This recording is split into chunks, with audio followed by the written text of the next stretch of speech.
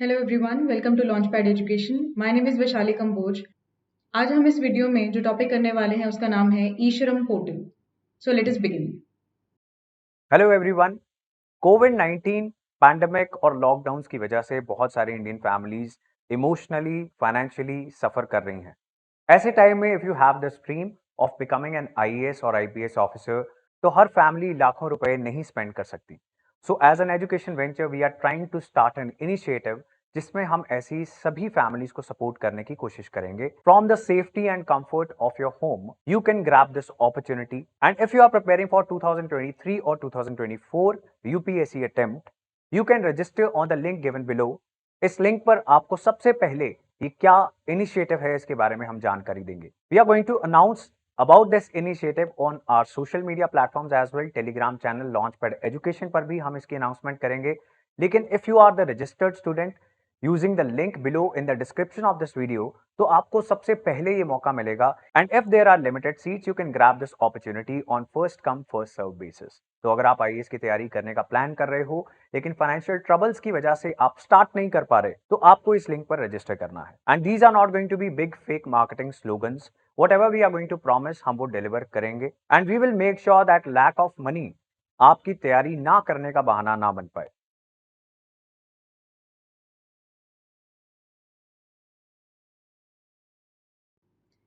Contents को देखते हैं। सबसे पहले पोर्टल के बारे में जानेंगे कि है क्या, सिग्निफिकेंस इसका क्या है, क्यों इसको बनाया जा रहा है, इसको देखेंगे।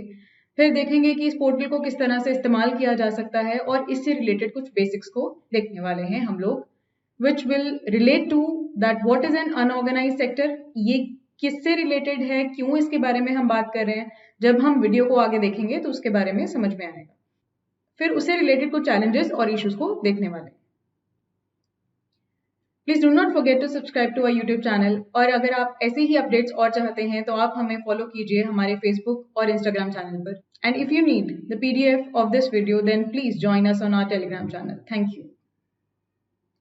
पोर्टल के बारे में जानते हैं। देखिए है क्या इसके अंदर कि ये जो हमने एक वेबसाइट बनाई, एक पोर्टल बनाया, जिसके ऊपर हम चाहते क्या हैं कि हमारे जो देश के अनऑर्गेनाइज्ड वर्कर क्लास है, यानी ऐसे लोग जिनका कहीं पर नाम जो है वो रजिस्टर्ड नहीं है, किसी कंपनी से प्रॉपरली एसोसिएटेड नहीं है, तो ऐसे लोगों को हम चाहते हैं एक जगह पर उनका डेटाबेस तैयार हो जाए, उनकी रजिस्ट्रेशन हो जाए, इसलिए हमने एक ये पोर्टल बनाया। तो देखो इसके अंदर करने के वाले हैं कि 38 करोड़ अनऑर्गेनाइज्ड वर्कर्स। कैसे वर्कर्स? जैसे कि कंस्ट्रक्शन वर्कर्स होते हैं, बहुत सारी लेबर क्लास होती है, जो लोग किसी कंपनी से डायरेक्टली एसोसिएटेड नहीं होते, उनका नाम कहीं पे एज एन एम्प्लॉय दर्ज नहीं होता। माइग्रेंट वर्कर्स हो गए, एक अपनी स्टेट छोड़ के दूसरी स्टेट में जाते हैं, मजदूरी करते हैं। गिग वर्कर्स, गिग इकोनॉमी का मतलब क्या है? गिग इकोनॉमी के अंदर ऐसे वर्कर्स होते हैं जो टेम्परेरी वर्कर्स हैं, जिनका कॉन्ट्रैक्ट है किसी कंपनी के साथ, तो वो कॉन्ट्रैक्चुअल वर्कर्स हैं, टेम्परेरी वर्कर्स हैं, फ्रीलांस वर्कर्स हैं। तो ऐसे वर्कर्स को कहते हैं गिग वर्कर्स और इसी इकोनॉमी को कहते हैं गिग इकोनॉमी। तो आजकल ऐसे बहुत सारे लोग अवेलेबल हैं, ऑनलाइन कंटेंट क्रिएटर्स बहुत सारे अवेलेबल हैं। So that is one of the example.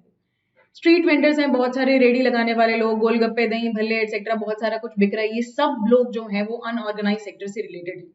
Domestic workers, आपके घर पे मेड्स आती हैं, हाउस हेल्प्स होते हैं बहुत सारे, इन सबको डोमेस्टिक वर्कर्स की कैटेगरी के अंदर काउंट किया जाता है। ये लोग भी किसी कंपनी से एसोसिएटेड नहीं होते। एग्रीकल्चर वर्कर्स हो गए हमारे, माइग्रेंट वर्कर्स जैसे अभी हमने बात करी, एंड सिमिलर अदर सब ग्रुप्स ऑफ अनऑर्गेनाइज सेक्टर्स। तो ऐसे बहुत सारे और लोग, सब्जी बेचने वाला हो गया आपका, और मजदूरी करने वाला, रेडी चलाने वाला वर्कर हो गया, तो एटसेट्रा, ऐसे लोगों को अनऑर्गेनाइज सेक्टर के अंदर इंक्लूड किया जाता है। तो अब हम करने क्या वाले हैं कि इसके अंदर एक कॉम्प्रिहेंसिव डेटाबेस क्रिएट किया जाएगा, जिसको हम कह रहे हैं national database of unorganised workers, right. तो इसके अंदर हम एक डेटाबेस क्रिएट करेंगे, मतलब उन सब लोगों के नाम यहाँ पर एक जगह पर दर्ज होंगे। अब ये क्यों हमने करना है, इसको आगे देखते हैं। इस पोर्टल के अंदर रजिस्ट्रेशन होगा। पोर्टल का नाम है ई श्रम पोर्टल। श्रम का मतलब क्या है? मेहनत करना, श्रम करना यानी हार्डवर्क करना। तो ये बिल्कुल ही फ्री पोर्टल होगा, जहां पे वर्कर्स यहाँ पे बिना कुछ पे किए हुए रजिस्टर कर सकते हैं, एक कॉमन सर्विस सेंटर के ऊपर जाकर। ये एक ऐसा सेंटर होता है जहां पे कुछ लोग यहाँ पर एम्प्लॉयड होते हैं, वो कंप्यूटर पर काम करते हैं और जो भी सर्विस आप चाहते हैं ऑनलाइन वो यहाँ से पाई जा सकती है। तो ऐसे कुछ कॉमन सर्विस सेंटर जगह जगह पर सरकार ने बनाए हैं। तो ऐसे सर्विस सेंटर पर जाकर ये पोर्टल के ऊपर आप अपने आप को रजिस्टर करवा सकते हैं। इस पोर्टल को एक्सेस करके होगा क्या, आपको एक कार्ड बनाकर दिया जाएगा जिसका नाम होगा ई श्रम कार्ड। इसके ऊपर 12 डिजिट का एक यूनिक नंबर प्रेजेंट होगा जिसको कहेंगे यूनिवर्सल अकाउंट नंबर। ये आपकी एक पहचान होगी। इस नंबर के नाम से आपको पहचाना जाएगा, जैसे हमारे आधार कार्ड का नंबर होता है, राइट? ऐसे ही आपके ई श्रम कार्ड का एक यूनिक आइडेंटिफिकेशन नंबर होगा, यूनिवर्सल अकाउंट नंबर होगा। ई श्रम पोर्टल के ऊपर कोई भी वर्कर अगर रजिस्टर होता है तो उसको यहाँ पर एक फायदा भी मिलता है, जैसे कि वो एलिजिबल हो जाएगा 2 लाख रुपए के एक मुआवजे के लिए अगर डेथ हो जाती है या फिर परमानेंट डिसेबिलिटी हो जाती है, और 1 लाख का मुआवजा उसे मिलेगा अगर पार्शियल डिसेबिलिटी होती है। तो ये उसके अंदर उसको फायदा मिलेगा। ये जो हमारा पोर्टल है इसके ऊपर रजिस्टर कर लिया हमने, सारे के सारे अनऑर्गेनाइज्ड वर्कर्स के नाम वहां पर आ गए, एक सिंगल पॉइंट रेफरेंस जो था वो हमें मिल गया। अब हमारी सरकार के पास एक पूरा ट्रैक रिकॉर्ड रहेगा कि कौन से वर्कर्स हैं, किस किस सेक्टर में वो लोग काम कर रहे हैं। तो ऐसे अनऑर्गेनाइज्ड वर्कर्स जिस सेक्टर में काम करते हैं हम उसे क्या बोलते हैं, हम उसे कहते हैं इनफॉर्मल सेक्टर। ठीक है, तो मान लो अब किसी समय पर हुआ क्या कि कोई क्राइसिस आ गया कंट्री के अंदर, जैसे कि अभी देखो क्या आया था, कोविड चल रहा है, पैंडेमिक चल रहा था। बहुत सारे ऐसे वर्कर्स थे जिनकी नौकरियां चली गई, जिनको अपना एक स्टेट छोड़कर दूसरी स्टेट में जाना पड़ा, अपने घरों को, जो वो लोग जहां पर नौकरी कर रहे थे वो एरिया छोड़ के उनको वापस अपने होम टाउन्स में जाना पड़ा। तो बहुत सारी दिक्कतों का सामना उनको करना पड़ा। उनको वेलफेयर स्कीम्स जो थी उनका फायदा नहीं मिल पा रहा था, क्यों? क्योंकि वो स्टेट से बिलोंग नहीं करते थे। इसकी वजह से बहुत सारी दिक्कतें जो थी वो हमारे अनऑर्गेनाइज सेक्टर को फेस करनी पड़ी। बहुत सारे ऐसे इकोनॉमिक फायदे जो उनको मिल सकते थे वो नहीं मिल पाए, क्यों? क्योंकि सरकार के पास उनका कोई रिकॉर्ड ही नहीं है, उनको पता ही नहीं कि कितने लोग हैं वो इनफॉर्मल सेक्टर के अंदर इन्वॉल्व। ठीक है, तो कभी भी कोई ऐसा क्राइसिस आता है तो सरकार क्या कर सकती है, इन लोगों का नंबर जांचकर कि कितने लोग हैं, ये कितने मात्रा के अंदर हैं, कितने लोग किस किस तरह के सेक्टर्स के अंदर काम कर रहे हैं, और उसके अकॉर्डिंग यहाँ पर स्कीम्स जो हैं वो बनाई जा सकती हैं, मिशंस जो हैं वो यहाँ पर लॉन्च किए जा सकते हैं। So it will be available in public for open access, कोई भी इसको जाके एक्सेस कर सकता है। ठीक है जी, सेल्फ एनरोल भी आप कर सकते हो, अगर आपको आता है चलाना कंप्यूटर थोड़ा बहुत तो आप इसको बड़े ही आसान तरीके से रजिस्ट्रेशन यहाँ पर कर सकते हैं। आगे हम देखेंगे इसका प्रोसेस। तो आपके पास बस एक आधार कार्ड और आपका रजिस्टर्ड मोबाइल नंबर जो है वो होना चाहिए।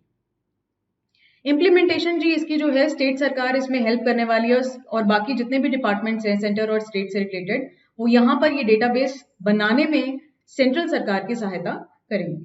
ठीक, तो यहाँ पर आप इस पिक्चर में के अंदर देख सकते हैं, it is going to be a national database. 38 crore यहाँ पर अनऑर्गेनाइज्ड वर्कर्स होंगे, यहाँ पर उनके एग्जाम्पल्स दिए हैं, और रजिस्ट्रेशन जो है वो जी 26 अगस्त 2021 से शुरू हो चुकी है।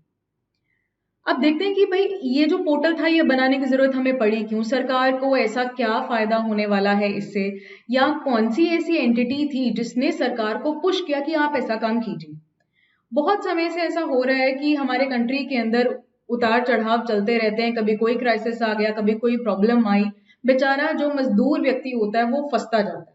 उसको सरकार की तरफ से जो सहूलियतें हैं, जो फैसिलिटीज हैं, जो स्कीम्स चल रही हैं वो नहीं मिल पाती। क्यों? क्योंकि उसका रिकॉर्ड नहीं है। तो अब यहाँ पर सुप्रीम कोर्ट ने क्या कहा कि आप लोग ऐसा एक ई श्रम पोर्टल बनाइए, सरकार को कहा सुप्रीम कोर्ट ने, और उसके ऊपर आप रजिस्ट्रेशन प्रोसेस कीजिए किनका, अनऑर्गेनाइज्ड वर्कर्स का। तो एक डेटाबेस आपके पास क्रिएट होगा, जिसके बाद से ये जितने भी लोग इस पे रजिस्टर्ड होंगे वो सारे के सारों को वेलफेयर बेनिफिट्स मिल सकते हैं, वो सारे जो भी सरकारी स्कीमों के तहत सरकार के द्वारा दिए जाते हैं।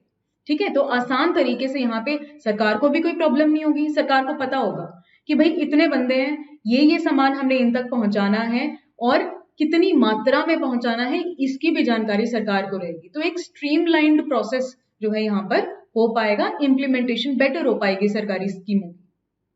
सिग्निफिकेंस को अगर हम देखें तो देखो ये क्या करेगा, अभी जैसे हमने बात की कि सोशल सिक्योरिटी स्कीम्स जितनी भी होंगी उनको इंटीग्रेट करेगा। कोई स्कीम जो है वो आटा दाल चावल ये प्रोवाइड करने में हेल्प करती है, कोई दूसरी स्कीम जो है वो घर देने के लिए काम कर रही है। तो ऐसे अलग अलग स्कीम्स जो हैं उनको इंटीग्रेट करने में हेल्प होगी। कैसे? कि ऐसे लोगों का नाम एक पोर्टल के ऊपर प्रेजेंट होगा जिनको घर की भी जरूरत है, जिनको अनाज की भी जरूरत है, जिनको XYZ फैसिलिटी की जरूरत है। ठीक है, तो सरकार के लिए आसान हो गया, और जो भी सही बेनिफिशियरी है, इसका राइट बेनिफिशियरी जो है, उस तक ये सामान जो है वो पहुंचाया जा सकता है। सरकार उसको डायरेक्ट बेनिफिट ट्रांसफर जो है वो प्रोवाइड करा सकती है, डायरेक्टली उसके सरकारी खातों के अंदर पैसा जमा करा सकती है। अभी क्या प्रॉब्लम आ रही है कि हमें जानकारी इस बात की नहीं है कि कौन सा पर्सन कहाँ पे लोकेटेड है, कौन सा पर्सन कौन से फील्ड में काम कर रहा है, या उसको क्या दिक्कतों का सामना करना पड़ रहा है। तो इससे क्या होगा, अब सरकार एक स्ट्रीमलाइन प्रोसेस बनाएगी जिसके अंदर एक स्मूथनेस होगी, और सरकार उनके सरकारी खाते जो भी होंगे उनके अंदर पैसा जो है प्रोवाइड करवा सकती है। ठीक है, this database will help the government in formulating policy and programmes for the unorganised sectors, right, जैसे कि अभी हमने बात की। I hope this is clear to you. The movement of workers from the informal sector to formal sector, ये बड़ी ही बढ़िया बात है जो इस पोर्टल के हेल्प से हमें होगी। हम क्या करेंगे, इस पोर्टल के तहत सारे वर्कर्स का यहाँ पे डेटाबेस आ जाएगा, वो कौन कौन से उन लोगों के पास स्किल्स हैं, वो कौन से सेक्टर के अंदर एम्प्लॉयड हैं, ये सारा का सारा इंफॉर्मेशन जो है उसके ऊपर प्रेजेंट होगा। तो उन लोगों के पास अब जिस तरह की स्किल्स होंगी उस तरह का ही एम्प्लॉयमेंट उनको मिलेगा। सरकार यहाँ से क्या कर सकती है, उन सारे वर्कर्स को मॉनिटर कर सकती है और उन लोगों को इनफॉर्मल सेक्टर से फॉर्मल सेक्टर में ले जाने के लिए हेल्प कर सकती है। अब क्या होगा, सरकार को पता चल जाएगा कि इस पर्सन के पास जी ये पर्टिकुलर स्किल है, ये पर्सन जो है मान लो कारपेंटर का काम करता है, लकड़ी का काम करता है, ये फर्नीचर बना सकता है, ये उसकी स्किल, सरकार को पता लग गया।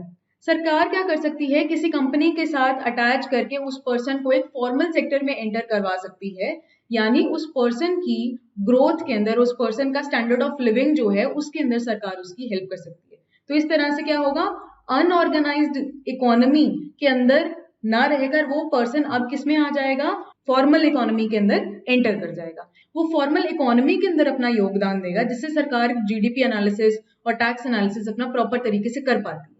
ठीक है, तो इस तरह से उसको सूटेबल वर्क एम्प्लॉयमेंट जो है वो मिल जाने वाली है। और भी ज्यादा एम्प्लॉयमेंट अपॉर्चुनिटीज उस पर्सन को मिल सकती हैं, जैसे कि माइग्रेंट लेबर फोर्स जो है, अगर उसको आप ट्रैक करते रहें तो that will also be very beneficial. So एक बार आपको कार्ड मिल गया तो आपका डिस्ट्रीब्यूशन कर दिया जाएगा on the basis of your work, on the basis of the skills that you have. तो इस तरह से आपको एम्प्लॉयमेंट आगे पाने में आसानी होगी। तो देखो कितना बड़ा फायदा होने वाला है, ना ही सिर्फ सोशल सिक्योरिटी स्कीम्स उन तक प्रॉपर तरीके से पहुंचेंगी, डायरेक्ट बेनिफिशियरी तक पहुंचेंगी, बल्कि इन लोगों को आगे का जीवन जो है उसको भी बेहतर कराने में बहुत ज्यादा मदद होगी। ये जितने भी कार्ड्स होंगे, ये जो हम ई श्रम पोर्टल के थ्रू कार्ड्स बनाना है, जिनको श्रमिक कार्ड्स भी कहा गया है, this will be based on the database of the workers. और इससे सरकार को हेल्प क्या होगी कि वो जितने भी ऑफिशियल प्लान्स अपने आने वाले समय पर लेके आने वाली है, कोई स्कीम लाने वाली है, कोई प्रोजेक्ट लेके आने वाली है, तो ये सारे के सारे बेहतरी से हो पाए, इसमें सरकार को भी मदद हो। वो अपने प्रॉपर अकाउंट्स बना सकती है, कितनी बजटिंग कौन से सेक्टर में जरूरी है, सरकार को तो इसका बहुत ज्यादा एनालिसिस करना पड़ता है। तो अगर हमारे पास इसका ट्रैक रिकॉर्ड होगा, अगर हमारे पास एक डेटाबेस होगा, तो ये आसानी से कर पाएंगे।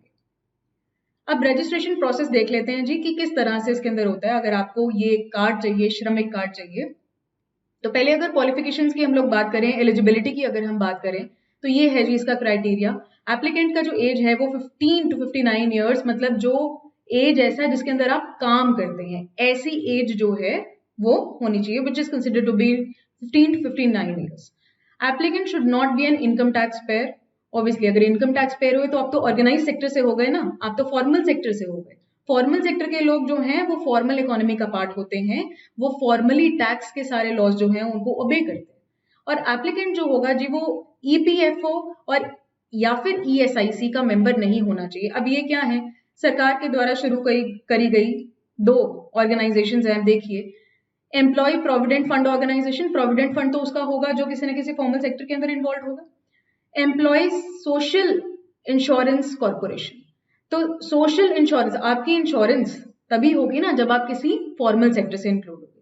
प्रॉब्लम क्या होती है अनऑर्गेनाइज सेक्टर में, क्योंकि आप किसी कंपनी से रिलेटेड नहीं होते हो, आपका इंश्योरेंस नहीं हो पाता, आपको वो सिक्योरिटी बेनिफिट्स नहीं मिलते, ना आपको लीव्स मिलती हैं, हॉलीडेज, वेजेस वगैरह आपकी वेरी करती रहती हैं। ठीक है, तो अगर आप ऑब्वियसली इनऑर्गेनाइजेशन से रिलेटेड होगे तो आपको इनफॉर्मल सेक्टर में कंसिडर नहीं किया जाएगा, आपको फॉर्मल सेक्टर में कंसिडर किया जाएगा। डॉक्यूमेंट्स को देखें तो क्या चाहिए, मैंडेटरी अगर आपको डॉक्यूमेंट जो चाहिए, आपका केवाईसी जो है वो होना चाहिए। तो आपका आधार नंबर जो होगा उसके through, fingerprint analysis, iris analysis के थ्रू वो सब किया जाएगा। बैंक अकाउंट नंबर आपका होना चाहिए, मोबाइल नंबर आपका रजिस्टर्ड जो आधार के साथ होगा वो कंसिडर किया जाएगा। ऑप्शनल डॉक्यूमेंट्स आपके पास कोई एजुकेशनल सर्टिफिकेट है, इनकम का कुछ है, आप जैसे गिग इकोनॉमी की मैंने बात करी, कुछ टेम्परेरी समय के लिए अगर आप काम कर रहे थे किसी कंपनी के साथ, तो उन लोगों के पास होते हैं ऐसे इनकम सर्टिफिकेट, स्किल सर्टिफिकेट वगैरह एटसेट्रा, राइट। तो दीज आर ऑप्शनल। तो प्रोसेस क्या रहेगा जी, आप नियरेस्ट अपने कॉमन सर्विस सेंटर के ऊपर जाएंगे और उनको कहेंगे कि आपको ई श्रम कार्ड बनवाना है।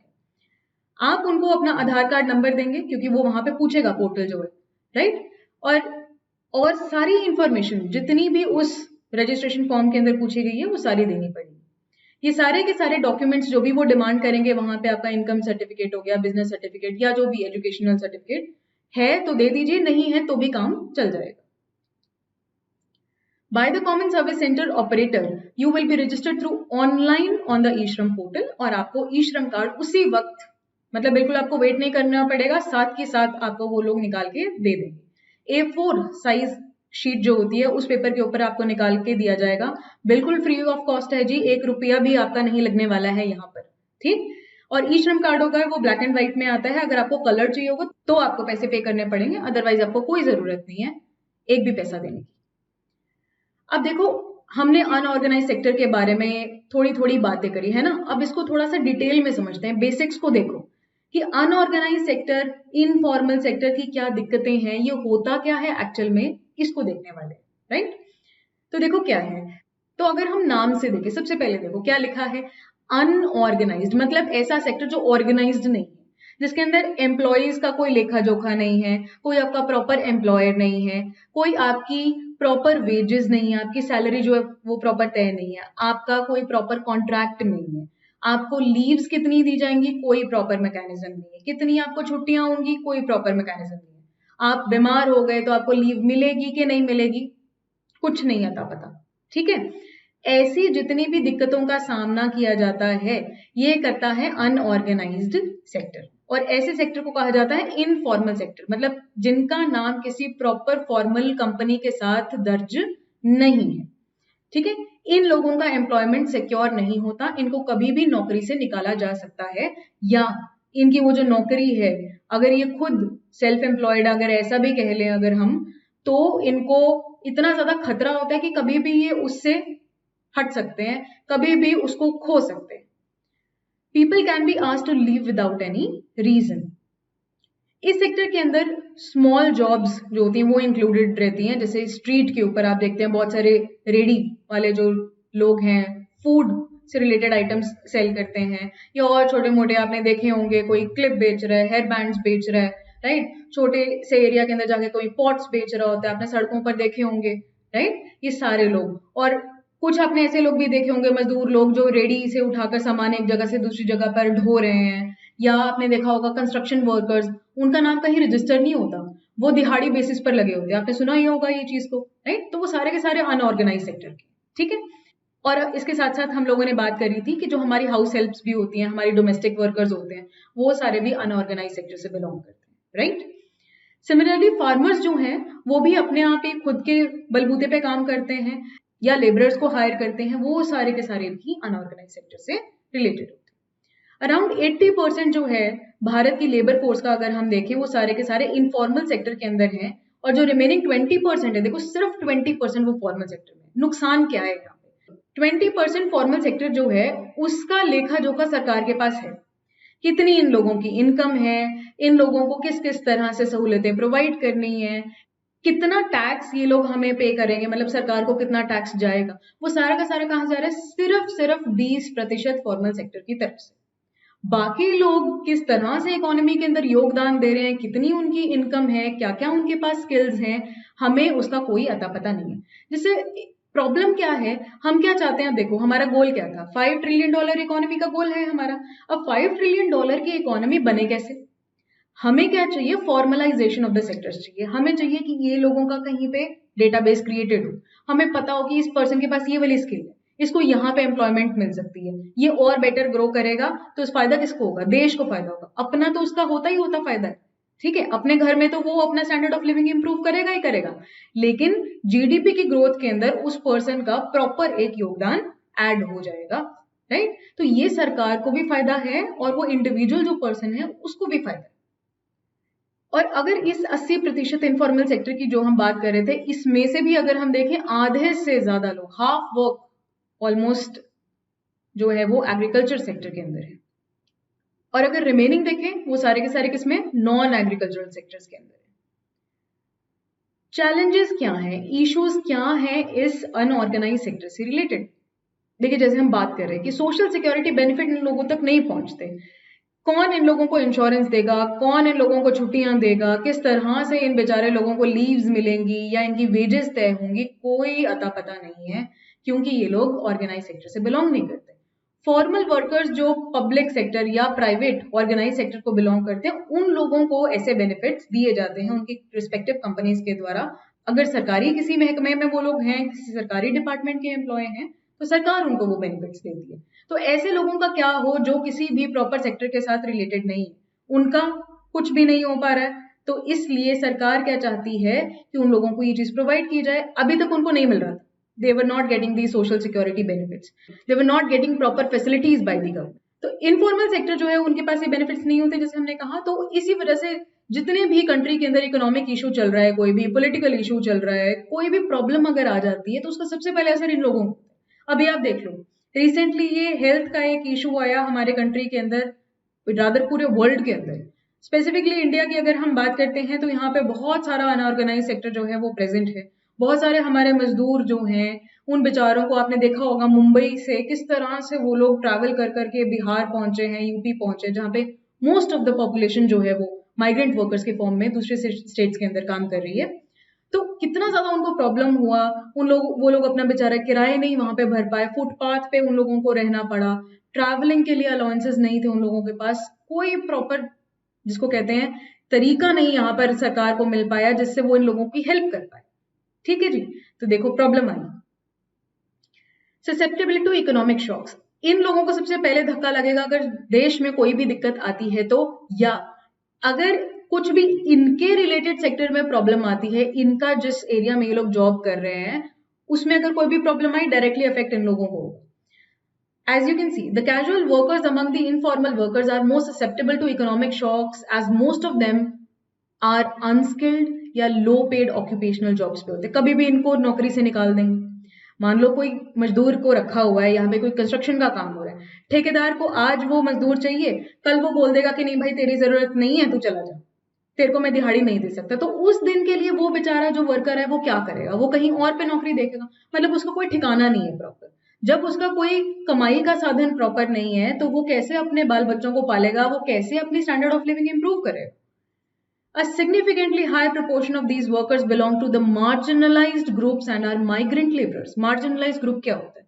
ऐसे लोग जिनके पास ज्यादा पैसा नहीं है जीवन जीने के लिए, जिनके पास ज्यादा सहूलियतें नहीं है, प्रॉपर घर नहीं है, खाने पीने का साधन नहीं है, प्रॉपर कपड़े नहीं है, एजुकेशन नहीं है, ऐसे सारे लोगों को बोलते हैं मार्जिनलाइज्ड ग्रुप, जो मार्जिन पे रहे। ठीक, और इनमें माइग्रेंट लेबरर्स भी आते हैं जो अपनी एक स्टेट को छोड़ के, होम टाउन को छोड़ के दूसरी स्टेट में जाके काम करते हैं। The problems in the informal sector can be costly as it can lead to job and wage loss. नौकरी से निकाल सकते हैं, जैसे हमने बात कहा। इन्फ्लेशन, महंगाई जो है वो दिन बर दिन बढ़ती जा रही है। अब आप किसी कंपनी के साथ अगर अटैच्ड हो, सरकार के किसी महकमे के साथ आप अटैच्ड हो, आप सरकारी जॉब करते हो, तो इन्फ्लेशन जैसे जैसे बढ़ती है वैसे वैसे आपकी सैलरी के अंदर भी बढ़ोतरी की जाती है, आपको इंसेंटिव्स दिए जाते हैं। लेकिन इन विचारों का क्या, जिनका कहीं पे कोई है ही नहीं देखने वाला, अनऑर्गेनाइज्ड सेक्टर के अंदर बिलोंग करते हैं, तो इन लोगों के ऊपर इन्फ्लेशन की जी, महंगाई की मार बहुत ज्यादा पड़ती है। And even risk the livelihood of migrant workers. बहुत सारे लोग ऐसे बेचारे भूखे मर जाते हैं जिन लोगों के पास ये सहूलियतें पहुंच ही नहीं पाती, राइट। तो मतलब आप ये कह लो कि जीवन के ऊपर आ जाता है इन लोगों का, किस तरह से ये लोग अपना फैमिली को देखभाल करेंगे, उनकी किस तरह से अपने हॉस्पिटल के बिल्स पे करेंगे, इनका कोई भी देखने वाला नहीं रहता। स्ट्रक्चरल डिसएडवांटेज इसके अंदर क्या है? The structural disadvantage in terms of literacy and skills make them more prone to exploitation. ये लोग कौन है? गरीब है, पहली बात तो बेचारे। दूसरी बात, क्योंकि गरीब हैं इसलिए एजुकेशन उतनी प्रॉपर नहीं मिल पाई, ये लोग इलिटरेट हैं, तो पढ़े लिखे नहीं है। दूसरी प्रॉब्लम क्या है कि कोई स्किल भी नहीं है, कोई कला नहीं आती। जैसे अगर मैं बोलूं कि लकड़ी का काम करने वाला हो गया, जूते बनाना वाला हो गया, एक कला है। घर बनाने वाले कंस्ट्रक्शन वर्कर्स हो जाते हैं, अगर प्रॉपर तरीके से आ जाए तो कला है, ठीक। कोई और कपड़ा बनाने का काम है, कला है। लेकिन अगर ये कला भी नहीं आती तो भी आप अपना पैसा जो है, अपना जीवन जो है, वो कैसे उसको बिता पाओगे, कैसे आप पैसा कमा पाओगे, प्रॉब्लम है। तो ऐसे लोगों का एक्सप्लॉयटेशन और ज्यादा होता है, कम दामों के ऊपर इनको रख लिया जाता है, बिल्कुल इनह्यूमन कंडीशंस के अंदर इनको काम करवाया जाता है। क्यों? क्योंकि वो जो ओनर है उसको पता है कि जब मैं इसको चाहूंगा इसको निकाल दूंगा, जब मैं इसको चाहूंगा इसको रख लूंगा। तो उस पर्सन को इन लोगों से कोई भी ऐसी कॉन्ट्रैक्ट नहीं होता, कोई भी उसको इन लोगों से किसी भी तरह की एक बंदिश नहीं होती उसको। सो जैसा वो चाहता है वो वैसा ही बिहेव करता है, और खामियाजा किसको भुगतना पड़ता है? इन लोगों को। The discrimination in the urban informal labor market against these people leaves them with no choice but to accept the offered wage. अब जो मिलता है फिर वो ये ले लेते हैं, क्योंकि भाई रात की रोटी तो खानी है, 2 वक्त की रोटी मिल जाए तो बहुत नसीब की बात है इन लोगों के लिए। तो आप सोचो कि कितनी ज्यादा दिक्कत में ये लोग रह रहे हैं। अब सरकार की तरफ से क्या फेलियर है, सरकार की तरफ से प्रॉब्लम क्या है जी, कि इनइक्वालिटी वेजेस के अंदर बहुत ज्यादा है। कोई लोग तो बहुत ही ज्यादा कमा रहे हैं, कोई लोग बहुत ही कम कमा रहे हैं। तो हमें क्या चाहिए कि एक bare minimum wage large chunk of population जो है हमारी, उन लोगों को मिले। जो large chunk of informal workers है ना, उन लोगों को कम से कम एक मिनिमम वेज तो मिले ही मिले। हम ऐसा एक मैकेनिज्म तैयार करना चाहते हैं, लेकिन सरकार अभी तक ये कर नहीं पा रही है, जिसकी वजह से वो लोग अपना स्टैंडर्ड ऑफ लिविंग इंप्रूव नहीं कर पा रहे। So therefore the majority of urban informal sector जो है that remains highly vulnerable and live in precarious conditions even during the normal times. तो सही समय पे अब देख लो, आपदा आ गई तो और भी बुरे हालात हैं। नॉर्मल टाइम भी हो तब भी इन लोगों को उतना ज्यादा कोई बेहतर ही कंडीशन जो है वो नहीं मिल पाती। एग्जिस्टिंग गवर्नमेंट प्रोग्राम्स जो हैं they can not provide gainful employment opportunities, वहां पे भी इन लोगों को नहीं मिल पाती हैं जो माइग्रेंट वर्कर्स आते हैं। इम्प्लीकेशंस ऑफ द लॉकडाउन, अभी तो लॉकडाउन लग गया था कुछ समय पहले। इनफॉर्मल सेक्टर के अंदर जो वर्कर्स थे, जैसे हमने बात करी नेशनल लॉकडाउन जब लगा 2020 में, बहुत सारे लोग जो थे उन लोगों को अपनी नौकरी से हाथ धोना पड़ा। उन लोगों के पास कोई चारा नहीं था बट द सेविंग्स। जिन लोगों ने बस सेव किया हुआ था उन लोगों का कुछ हो गया, घर तक पहुंच गए, एटलीस्ट अपने गांव तक पहुंच गए, वरना अदरवाइज बहुत सारे जो लोग थे उनको धक्के ही खाने पड़े, बहुत मुश्किल से वो अपने गांव तक पहुंचे थे। बस वो तो सोनू सूद की कृपा रही कि पहुंच गए भाई, वरना सरकार की तरफ से बहुत ही कम ऐसे एफर्ट्स थे जो इन लोगों के लिए किए गए थे। इसका एक बहुत बड़ा रीजन ये भी है कि सरकार को पता ही नहीं है कि कितने वर्कर्स कहाँ पे लोकेटेड है, ठीक है। तो अभी वो क्या चाहते हैं कि ऐसी गलती दोबारा ना हो, ऐसी अगर कोई प्रॉब्लम आए, या नॉर्मल टाइम्स में भी, सिर्फ कभी प्रॉब्लम में काम नहीं करना, नॉर्मल टाइम्स भी जो हो तब भी हम बेटर परफॉर्म कर पाए। तो इसलिए सरकार के ये एफर्ट्स हैं। So with an inadequate safety net, कोई प्रॉपर सेफ्टी नेट तो है नहीं कि भाई हाँ इस दायरे में रहो और तुम्हारा ख्याल रखा जाएगा सरकार के द्वारा। होता क्या है, इनफॉर्मल वर्कर जो है बेचारे, उनको भुगतना पड़ता है, उनको अपने घरों को वापस जाना पड़ता है। सो ये जो थे जी सारे चैलेंजेस हैं जो हमारी अनऑर्गेनाइज्ड वर्कफोर्स जो है वो फेस करती है। और इन्हीं चैलेंजेस को टैकल करने के लिए, इन इश्यूज को टैकल करने के लिए हमने बनाई एक पोर्टल जिसका नाम है ई श्रम पोर्टल, जिसके तहत हम एक कार्ड बनाएंगे। उस कार्ड की हेल्प से वो सोशल सिक्योरिटी स्कीम्स जो सरकार प्रोवाइड करती है उनका फायदा इन गरीब वल्नरेबल लोगों तक पहुंच पाएगा, और ये लोग भी अपने जीवन को थोड़ा आसान बना पाएंगे, थोड़ा बेहतर बना पाएंगे। They will also have an ease of living, जैसे कि हम हमेशा ऑलमोस्ट हर प्रोग्राम में पिछले कुछ समय से बात कर रहे हैं, if you have followed the videos. तो ease of living is very very important for a citizen, और सरकार का ये कर्तव्य है, सरकार की जिम्मेदारी है, रिस्पॉन्सिबिलिटी है कि वो देश के हर नागरिक को ये सहूलियतें जो हैं वो प्रोवाइड करवाए। ठीक है जी, okay. So that was all from this topic. If we talk about the questions, तो यहाँ पर प्रीलिम्स में आपसे डायरेक्ट पूछा जा सकता है जी कि ई श्रम पोर्टल जो है वो किससे रिलेटेड है। ई श्रम कार्ड जो है उसके अंदर क्या क्या फीचर्स हैं, जैसे 12 डिजिट्स का वो यूनिक नंबर था, ऐसे करके कुछ भी क्वेश्चंस जो है यहाँ पे अलाइन किए जा सकते हैं। ये ई श्रम कार्ड जो है वो किस किस तरह से फायदा पहुंचाएगा, उससे रिलेटेड आपको कुछ स्टेटमेंट्स दी जा सकती हैं कि सरकार इस ई श्रम कार्ड की हेल्प से क्या क्या अचीव करेगी, राइट। तो इस तरह से प्रीलिम्स के अंदर क्वेश्चन बनाया जा सकता है। मेंस की अगर हम बात करें तो आपको यहाँ पर डायरेक्ट क्वेश्चन कि what is E Shram portal या व्हाट इज ई श्रम कार्ड ऐसे आने की संभावना कम है। लेकिन जीएस पेपर 2 के अंदर अंडर गवर्नेंस आपको कुछ ऐसे क्वेश्चंस पूछे जा सकते हैं, जैसे कि सरकार जो है वो अनऑर्गेनाइज सेक्टर की बेहतरी के लिए क्या क्या पॉलिसीज लेके आई है, तो उसमें एक पॉलिसी जो है वो ये भी हो जाएगी। सरकार के से बहुत सारे एफर्ट्स रहे हैं, ये कोई पहला एफर्ट नहीं है जो अनऑर्गेनाइज सेक्टर के लिए कर रही है, बहुत सारे ऑलरेडी पहले चल रहे हैं। जैसे कि आपने सुना होगा प्रधानमंत्री जीवन ज्योति बीमा योजना है, प्रधानमंत्री आवास योजना है, PDS that is public distribution system जो है वो भी चल रहा है, जिसके तहत सस्ते दामों पर आटा दाल चावल जो है वो दिया जाता है, अनाज दिया जाता है। तो इस तरह से बहुत सारी ऐसी स्कीम्स चल रही हैं, तो this is one of them which can make the lives of unorganised sector easy, right.